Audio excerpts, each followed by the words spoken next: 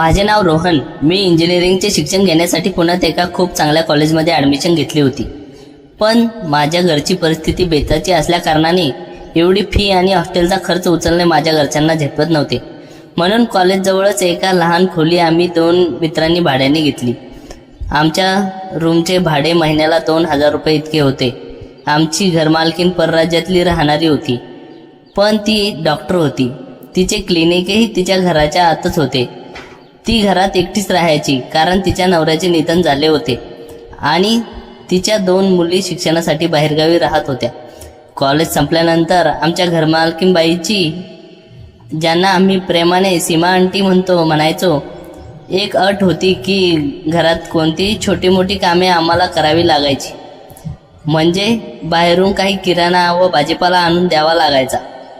या बदल्यात त्या आमच्याकडून घरभाडे खूप कमी घ्यायच्या.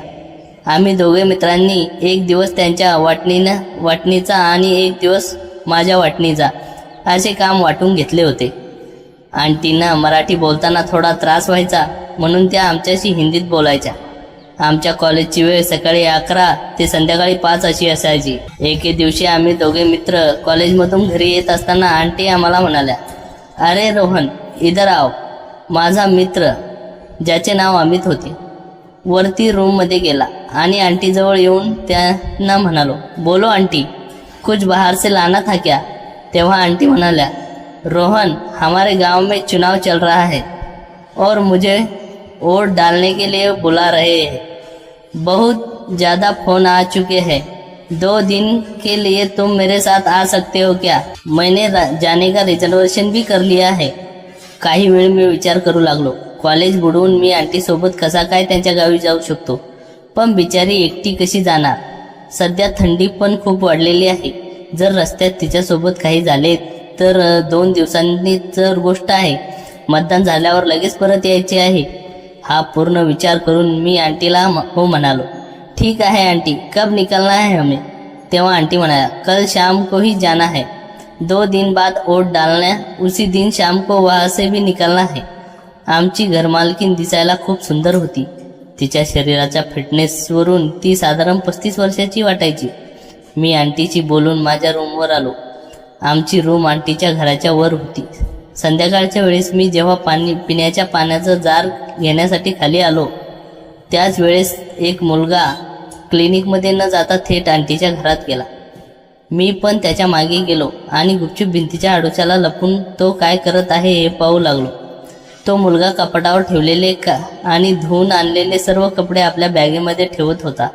त्याच वेळेस आंटीचे वैयक्तिक कपडे त्याच्या हातात पकडून सोफ्यावर ठेवले. काही वेळाने तो मुलगा कपडे घेऊन बाहेर पडला आणि आंटीच्या घरात शिरलो. घरात कोणीच दिसत नव्हते. त्याच वेळेस माझे लक्ष कपड्यांकडे गेले. ते कपडे खूपच वेगळे वाटत होते, म्हणून त्यांना एकदा स्पर्श करण्याची इच्छा माझ्या मनात निर्माण झाली. पण मनात भीती वाटत होती की जर मी हे कपडे हातात घेतले आणि त्याच वेळेस आंटीने मला पाहिले तर. आणि नेमके तसेच झाले. तितक्यातच आंटी बाथरूममध्ये बाहेर आल्या आणि त्यांनी मला त्यांचे कपडे हातात धरलेले पाहिले. तेव्हा आंटी म्हणाल्या, अरे रोहन, तुम क्या कर रहे हैं यहाँ? त्यावर मी घाबरून म्हणालो, आंटी, वो कपड़ेवाला घर घुसकर कपड़े रख रहा था. मुझे पता नहीं था कि वो कपड़े देने रोज आता है. तेव्हा मी आंटी मला म्हणाल्या, मगर तुम्हारे हाथों में क्या था जो मेरे आने से पहले तुमने सोफे पे फेंक दिया? आंटी माझ्याजवळ येऊन सोफ्यावर ठेवलेले कपडे पाहू लागल्या आणि म्हणाल्या, यह पर्सनल कपड़े है, इसको तुम कैसे हाथों में पकड़कर देख सकते हो? मी म्हणालो, मगर आंटी, मैं खाली चेक कर रहा था कि उस वॉशरमैन ने कौन से कपड़े निकाल कर रखे हैं. त्यावर आंटी सांगू लागल्या, यह कपड़े ऐसे होते हैं जिन्हें हर औरत अपने कपड़ों के नीचे छुपा कर रखती है.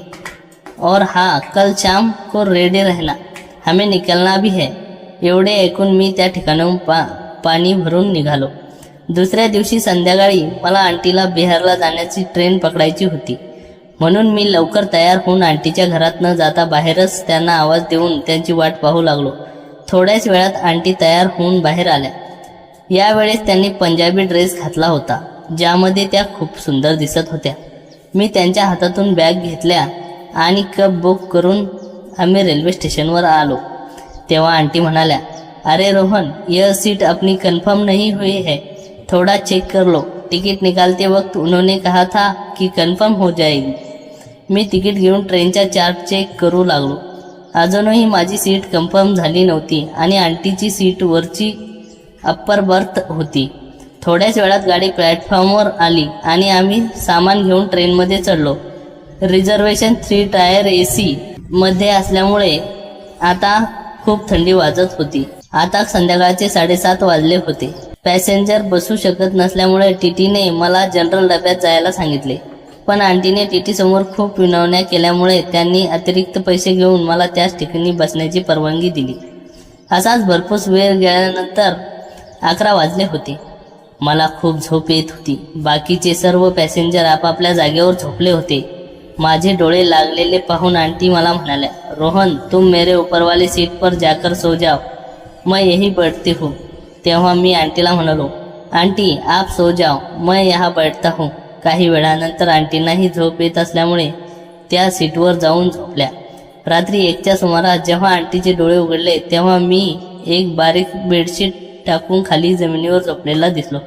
तेव्हा आंटी खाली उतरून मला उठवत म्हणाल्या, अरे रोहन, इतनी ठंडी में तुम नीचे क्यों सो रहे हो? तुम्हें जुकाम हो जाएगा और तुम्हें बीमारी भी पड़ सकते हो। तुम ऊपर मेरे साथ सो जाओ।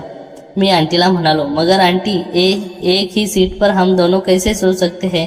तेव्हा आंटी म्हणाल्या, हम एडजस्ट करके सो जाएंगे, मगर तुम ऐसे नीचे मत सो। मी आंटीचे ऐकून त्यांच्यासोबत वरच्या सीटवर झोपण्यासाठी गेलो।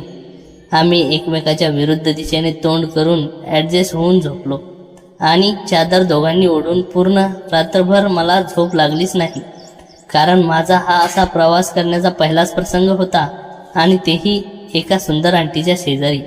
कशी तरी पूर्ण रात्र मी जागी राहून काढली। सकाळी 10 वाजता आम्ही पाटणा रेल्वे स्टेशनला पोहोचलो। आम्हाला घेण्यासाठी आंटीचा पुतण्या गाडी घेऊन आला होता।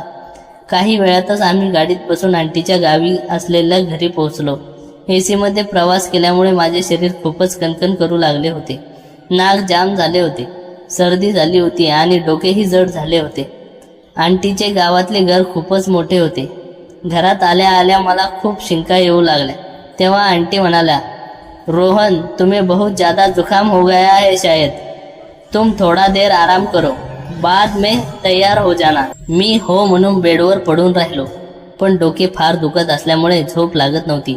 आंटी फ्रेश होण्यासाठी बाथरूममध्ये गेल्या होत्या। मी पुढच्या हॉलमध्ये येऊन सोफ्यावर पडलो।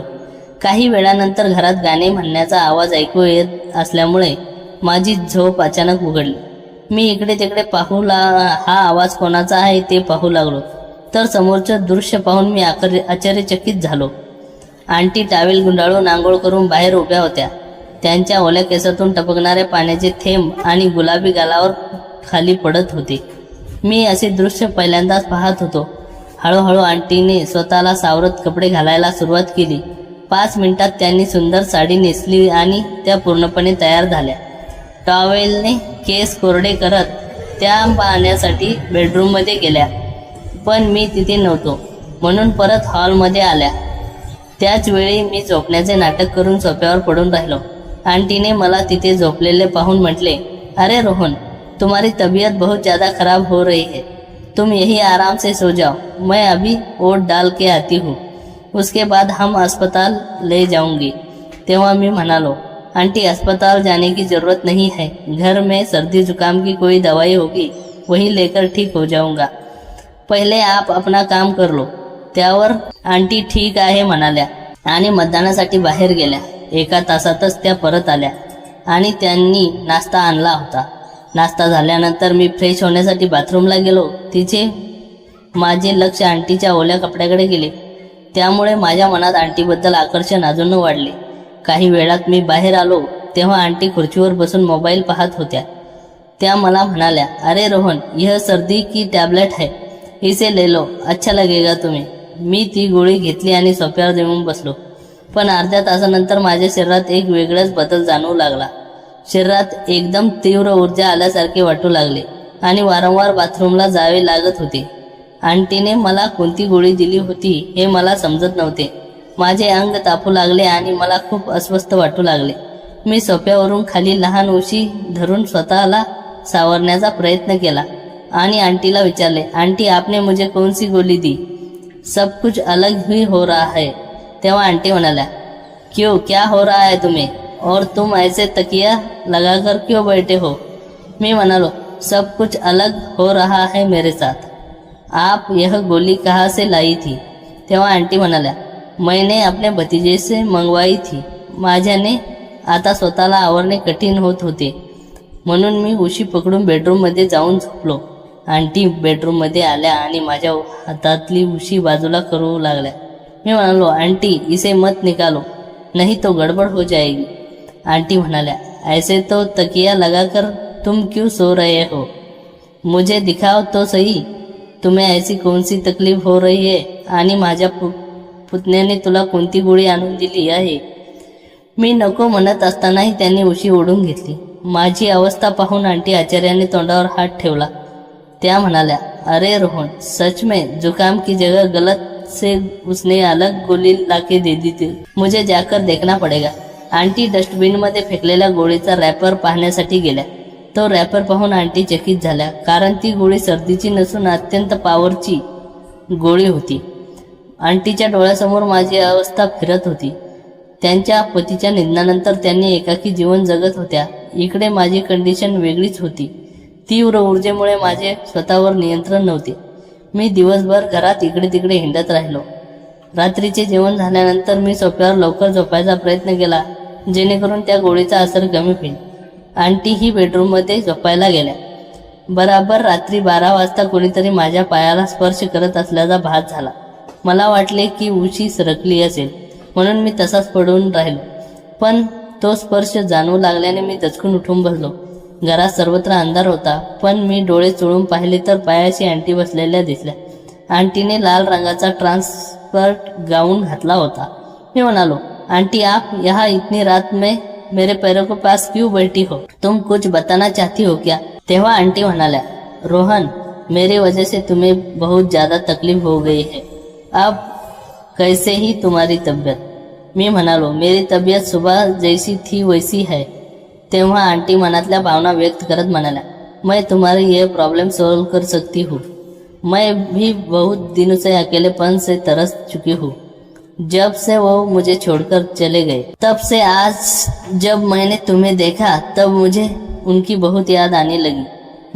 मुझे लगने लगा कि मुझे भी प्यार करने वाला कोई इंसान मेरे पास होना चाहिए, और वो भी खूबी तुम में दिखाई दे रही है. तुम दोगे ना मेरा साथ? मैं विचारले, मगर आंटी आपके भतीजे ने कौन सी गोली लाके दी थी? आंटी म्हणाल्या, उसने जुकाम की जगह अपने पापा की पर्सनल गोली लाके तुम्हें दी थी. जो उम्र होने के बाद लोग अपनी लाईफ खुश रखने के लिए लेते हैं. आम्ही दोघे खूप वेळ बोलत राहिलो. दुसऱ्या दिवशी आम्हाला पुण्यासाठी निघायचे होते. यावेळेस आमची दोन्ही सीट कन्फर्म होती. रात्री 12 वाजता आम्ही पुणे रेल्वे स्टेशनवर पोहोचलो आणि कॅब करून घरी आलो. तेव्हा आंटी म्हणाल्या, रोहन, तुम यही सो जाओ, तुम्हारे दोस्त ने दरवाजा अंदर से लगा लिया होगा. मी म्हणालो आणि बाहेर सोफ्यावर झोपलो. मध्यरात्री आंटीच्या रूममध्ये काही आवाज आल्यामुळे मी पाहण्यासाठी गेलो. तिथे रूममध्ये अंधार होता, पण मोबाईलच्या लाईटमध्ये आंटीने गाऊनवर बेडवर झोपून काहीतरी पाहत स्वतःमध्येच हरवून गेल्या होत्या. काही वेळ मी उभा राहून पाहत होतो, पण मला सर्दी व कफ असल्यामुळे अचानक मला खोकला आला. आंटी घाबरून उठून बसल्या. आमच्या नजरा एकमेकांना भिडल्या. आंटी म्हणाल्या, अरे रोहन, इस वक्त तुम यहाँ छुप छुप कर मुझे क्यों देख रहे हो? मैं म्हणालो, आंटी मुझे आपके रूम से कुछ आवाजें सुनाई दे रही थी, इसलिए मैंने देखने आया था, मगर आपको इस हालत में देखने के बाद मैं खुद ही रोक नहीं पाया. मेरा इरादा गलत नहीं था, मुझसे कोई गलती हो गई, मुझे माफ कर दो. तेव्हा आंटी म्हणाल्या, रोहन, तुम यहाँ मेरे पास आओ, मुझे तुमसे कुछ बात करनी है. तेव्हा त्यांनी रूमची लाईट ऑन केला. आंटी खूपच सुंदर दिसत होत्या. मी जवळ गेल्यावर माझा हात हातात घेतला आणि मला बेडवर बसून म्हणाल्या, रोहन, तुम्हें मैं अच्छी लगती हूँ ना? मुझे मत तरसाओ, क्योंकि मैंने बहुत बार मेरे आगे पीछे घूमते देखा. जब घर पे कपड़े प्रेस करने वाला आया था, तब मैं तुम्हें कपड़ों को देख रहे थे. तब मुझे तुम्हारे मनातील भावना कळल्या होत्या. इसलिए मैं चाहती हूँ कि तुम मेरी इच्छाओं को पूरा करो, मैं तुम्हें खुश रखूंगी। मी म्हणालो, मगर आंटी, मैं आपसे बहुत छोटा हूँ। त्या म्हणाल्या, मैं तुमसे वो खुशी पाना चाहती हूँ जो हर औरत चाहती है। आंटीची लाईट ऑफ केला आणि आमच्यातील अंतर संपले। आम्ही एकमेकाच्या मिठीत विरघळून गेलो।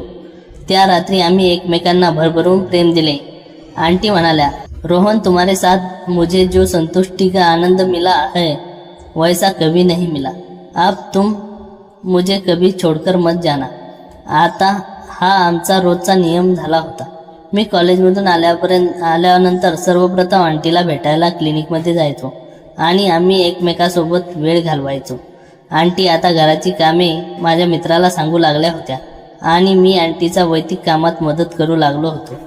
प्रेमाला वयाचे बंधन नसते, ते कधीही कोणावर होऊ शकते, असाच प्रसंग आमच्यासोबत घडला होता। काही वर्ष आमचे नाते सुरूच होते। या गोष्टीची भनक माझ्या मित्रालाही लागली नाही। आमचे शिक्षण पूर्ण झाल्यावर माझा मित्र ती रूम सोडून दुसऱ्या ठिकाणी शिफ्ट झाला, पण मी अजूनही आंटीच्या घरात राहून तिची मदत करत आहे, कारण मला तिला सोडण्याची अजिबात इच्छा होत नव्हती। मी तिच्यावर जीवापाड प्रेम करू लागलो होतो। पुढील काही वर्ष आमच्या आयुष्यातील सुवर्णकाळ होता, पण म्हणतात ना, वेळ कधी एकच गतीने पुढे जात नाही। माझे शिक्षण पूर्ण झाले आणि सुदैवाने मला पुण्यात एका नामांकित मल्टीनॅशनल कंपनीत इंजिनियर म्हणून नोकरी मिळाली।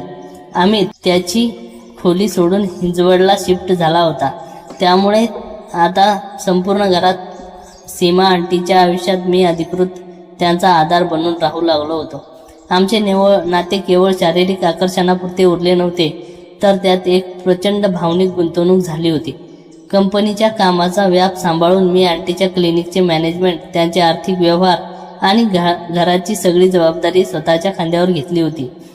आंटी ही क्लिनिकमधून वेळ मिळाला की माझ्या आवडीचे जेवण बनवणे, माझे कपडे नीट करून ठेवणे यात स्वतःला व्यस्त ठेवायच्या। जगाच्या नजरेत मी त्यांचा केवळ एक भाडेकरू किंवा केअरटेकर होतो, पण त्या चार भिंतीच्या आड आम्ही एकमेकांचे सर्वस्व होतो। पण खरी परीक्षा तेव्हा सुरू झाली जेव्हा आंटीच्या दोन्ही मुली रिया आणि प्रिया यांचे शिक्षण पूर्ण झाले आणि त्या पुण्यात परतल्या। रिया आणि प्रिया दोघीही आता सुशिक्षित आणि समजूतदार झाल्या होत्या।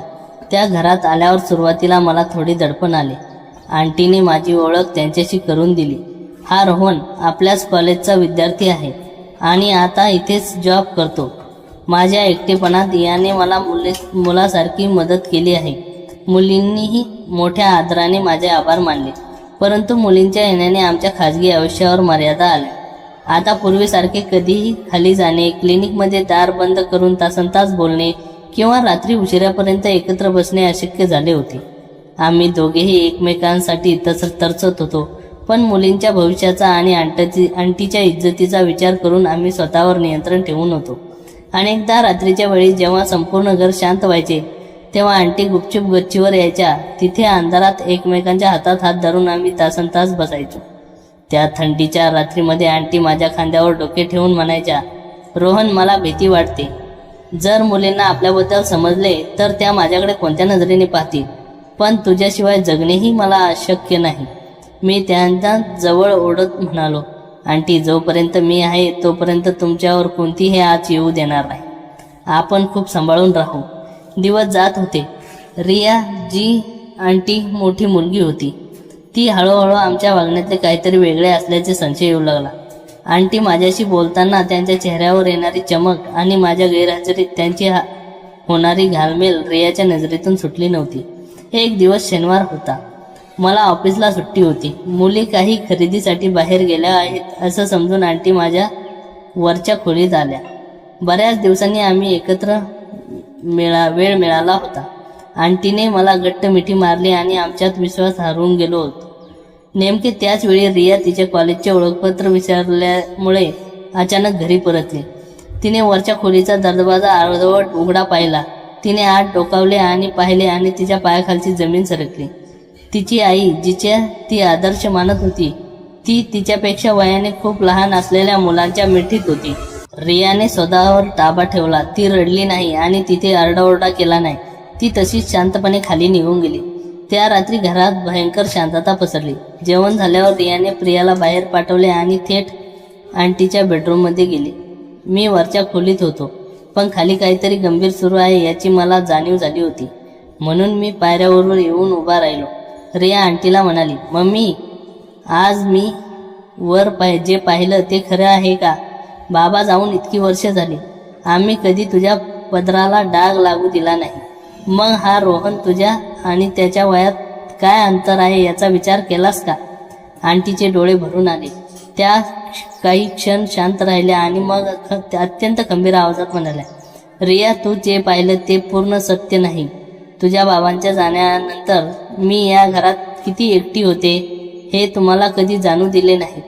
तुम्ही दोघी बाहेर शिकत होतात, पण मी इथे दररोज एकाकीपणाशी लढत होते.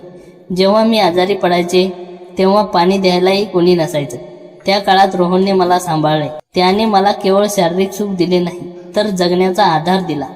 जर तुला वाटत असेल की हे पाप आहे, तर हो, मी पाप केलं आहे, पण मी माझ्या भावना मारून जगू शकत नाही. रिया आईचे हे रूप पाहून स्तब्ध झाली. आंटीच्या डोळ्यात गुन्हेगाराची भावना नव्हती, पण एक स्त्री म्हणून जगण्याचा हक्क मागणारी आर्तता होती. त्या रात्री मी खाली गेलो. मी रियासमोर हात जोडले आणि म्हणालो, रिया, मला माफ कर, पण तुझ्या आईवर माझे जीवापाड प्रेम आहे. मला त्यांच्या संपत्तीत किंवा घरात कोणताही रस नाही. जर तुला वाटत असेल की माझ्यामुळे तुमच्या कुटुंबाची बदनामी होईल, तर मी आत्ताच ही खोली सोडून कायमचा निघून जातो. पण आंटींना दोष देऊ नकोस. माझे शब्द ऐकून आईची अवस्था पाहून रियाचे मन विरघळले. तिला समजले की आमचे नाते वासनेचे नसून एकमेकावर विश्वासाचे आहे. तिने आंटीला मिठी मारली आणि दोघेही खूप रडल्या. काही महिन्यात विचारमंथनानंतर रिया आणि प्रिया आमच्या नात्याला स्वीकार केल्या. समाजात चर्चा होईल या भीतीने आम्ही लग्न केले नाही, पण आम्ही एकाच घरात एका कुटुंबासारखे राहू लागलो. मुलींनी माझ्याकडे भावी बाबा म्हणून नाही, तर आंटीचा सर्वात मोठा आधार आणि घराचा महत्त्वाचा सदस्य म्हणून पाहिले. काळ बदलला. आंटीच्या चेहऱ्यावर आता वयाची लक्षणे दिसू लागली होती, पण माझ्या मनातील त्यांच्याबद्दलचे प्रेम तुझभरही कमी झाले नव्हते. कॉलेजच्या दिवसात सुरू झालेल्या ती एक गोळी आणि त्यानंतर घडलेली ही घटना आज एका अथांग आणि पवित्र प्रेमाच्या प्रवासात बदलली होती. आम्ही वयानेचे कुंपण केव्हाच ओढून गेलो होतो, कारण प्रेमाला शारीरिक नाही तर आत्म्यांची जोड हवी असते हे आम्ही सिद्ध केले होते. मुलींच्या स्वीकृतीनंतर आमच्या आयुष्यात एक सुखाचा आणि स्थिर पर्व सुरू झाला होता, पण समाज आणि नातेवाईक यांच्यापासून हे गुपित किती दिवस लपून राहणार होते. खरी आव्हानं तर पुढे येणार होती, ज्याने आमच्या नात्याचे आणि संयमाची खरी परीक्षा घेतली. काही महिने शांततेत गेल्यावर अचानक एक दिवस सीमा आंटीच्या दिवंगत पतीच्या बाजूचे काही नातेवाईक गावातून पुण्यात आले. निमित्त होते रियाच्या लग्नाविषयी चर्चा करण्याचे. आंटीने गावातले मोठे घर आणि पुण्यातले हे क्लिनिक घर या मालमत्तेवर त्यांच्या नातेवाईकांचा आधीपासूनच डोळा होता. ते घरात आल्यावर त्यांनी तिथे अगदी हक्काने वावरताना पाहिले. घरच्या चाव्या माझ्या जवळ असणे, क्लिनिकचे आर्थिक व्यवहार मी सांभाळणे आणि मुलींना दिलेला मान, हे सगळं पाहून त्यांच्या मनात संशयाची पाल चुपचुपली. आंटीचे थोरले दीर सदानंद यांनी एका रात्री जेवणाच्या टेबलवर थेट प्रश्न केला, सीमा, हा रोहन नक्की कोण आहे? सुरुवातीला वाटलं भाडेकरू आहे, पण हा तर तुमच्या घरच्या माणसासारखा वागतोय आणि आमच्या भावाच्या इस्टेटमध्ये व्यवहार हा का पाहतोय? त्यावर आंटीने स्पष्ट शब्दात सांगितले, तो रोहन आहे. माझ्या कठीण काळात त्याने मला आणि क्लिनिकला सांभाळलं. माझ्यासाठी तो कुटुंबापेक्षा कमी नाही. पण नातेवाईक एवढ्यावर थांबणारे नव्हते. त्यांनी आजूबाजूच्या शेजाऱ्यांकडे आणि धोप्याकडे चौकशी करायला सुरुवात केली. जुन्या गोष्टी उकरून काढल्या गेल्या. मी आणि आंटी रात्रीच्या वेळी गच्चीवर एकत्र असणे, पूर्वी मी घरात पाणी भरायला जाणे, या सगळ्या गुपिता हळूहळू बाहेर आली. नातेवाईकांनी या गोष्टीचा बाऊ केला आणि संपूर्ण समाजात आंटीच्या ओळखीच्या वर्तुळात ही बातमी वणव्यासारखी पसरली. डॉक्टर बाईचं त्यांच्यापेक्षा 15 वर्षांनी लहान असलेल्या एका इंजिनियर मुलासोबत अफेअर सुरू आहे. या बदनामीची सर्वात मोठा फटका सीमा आंटीच्या क्लिनिकला बसला.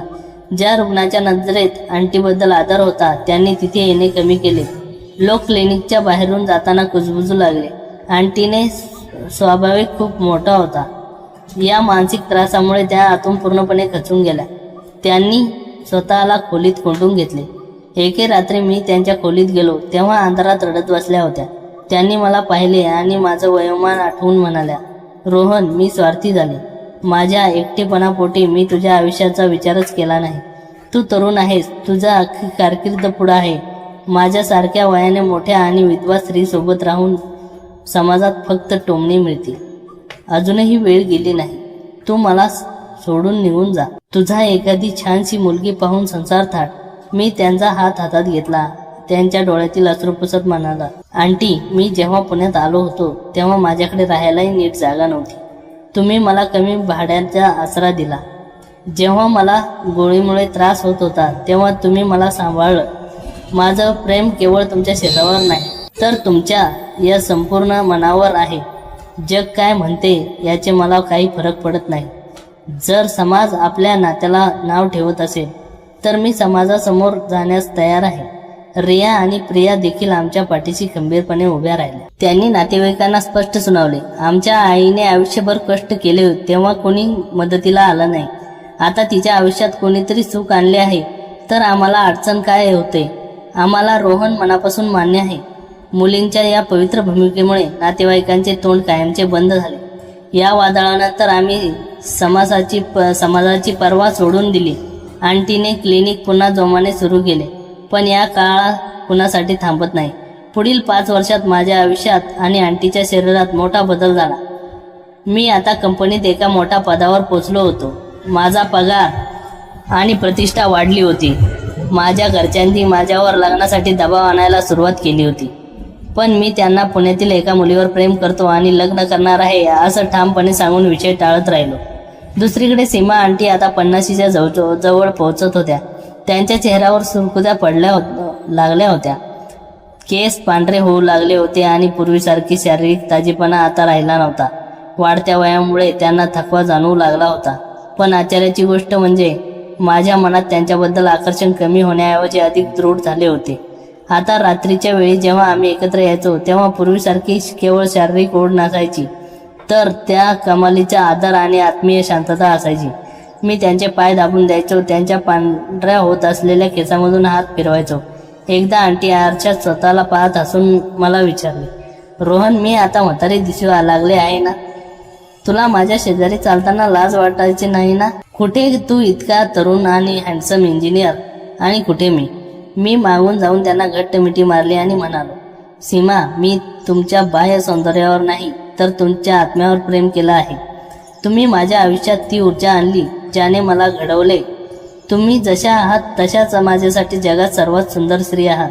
माझ्या या शब्दांनी त्यांच्या डोळ्यात आनंदाश्रू आले. काही वर्षांनी रियाने एका चांगल्या मुलासोबत लग्न ठरले आणि त्यानंतर प्रियाचेही लग्न झाले.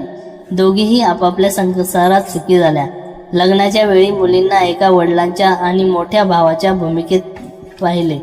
लग्नाचे सर्व विधी आणि जबाबदाऱ्या मी स्वतः पार पाडल्या. मुली सासरी जाताना आंटीच्या माझ्या हातात देऊन म्हणाल्या, रोहन, आता मम्मी पूर्णपणे तुझी जबाबदारी आहे. आम्हाला माहीत आहे की तिच्यासाठी तुझ्यापेक्षा सुरक्षित चांगला माणूस जगात कोणीच असू शकत नाही. आता त्या मोठ्या घरात आणि मी आणि सीमा आंटी दोघेच उरलो होतो. आमचा प्रवास एका भाडेकरू आणि घरमालकींपासून सुरू झाला होता, जो अनपेक्षित वळणावरून जाता आता एका पवित्र सहजीवनात बदलला होता. संध्याकाळच्या वेळी आम्ही दोघं बाल्कनीमध्ये चहा पिता बसलो होतो. तेव्हा मला कॉलेजचे दिवस आठवतात. ती खोली, ते 2000 रुपये भाडे, ती पाऊण थंडीची रात्र, ती एक चुकीची गोळी ज्याने माझ्या नशिबाची संपूर्ण दिशा बदलून टाकली होती. प्रेमाला खरोखरच वयाची, जातीची, समाजाच्या नियमाच्या अटीचे नसते. ते फक्त 2 मनांचं निखळ मिलन असते, जे आम्ही आमच्या विश्वासाने आणि जगाच्या नजरेपासून दूर आमच्या स्वतःच्या छोट्याशा स्वर्गात एकमेकाच्या शेवटचा श्वास बनून जगत आहोत. मुलींच्या लग्नानंतर ते मोठे घर पुन्हा एकदा शांत झाले होते. पण शांततेत एक वेगळं समाधान होतं. आता आमच्यावर कोणाचेही दडपण नव्हते किंवा कोणापासून लपवण्याची गरज उरली नव्हती. आम्ही दोघेही आयुष्यात अशा एका टप्प्यावर येऊन पोचलो होतो जिथे जगाचे नियम, लोकांनी टोमणे आणि वयाचे अंतर हे सगळं मागे सुटले होते. काळ पुढे सरकत होता आणि त्यासोबत निसर्गाचा नियमही आपले काम करत होता. सीमा आंटी आता 50 ओलांडून 60कडे झुकू लागल्या होत्या. त्यांच्या आरोग्याला काहीतरी तक्रारी सुरू झाल्या होत्या. ज्या हातांनी वर्षानुवर्ष रुग्णांना बरे केले ते डॉक्टर सीमा यांचे हात कधी कधी थरथरू लागायचे. त्यांच्या गुडघ्यांचा त्रास वाढला होता आणि क्लिनिकमध्ये जास्त वेळ बसणे झेपत नव्हते. त्यामुळे आम्ही दोघे मिळून विचार केला की क्लिनिक पूर्णपणे बंद करायचं. ज्या क्लिनिकमध्ये आमची पहिली भेट, ते लपून छपून पाहणं आणि ते पहिलं प्रेम बहरलं होतं, त्या क्लिनिकला टाळे ठोकताना सीमा खूप रडल्या. त्या रात्री मी त्यांच्या जवळ घेतले आणि म्हणालो, सीमा, क्लिनिक बंद झाले तरी आपल्या आठवणीत कधीच बंद होणार नाही. तुम्ही आयुष्यभर खूप कष्ट केले आहे. आता विश्रांती घ्या आणि मला तुमची सेवा करण्याची संधी द्या.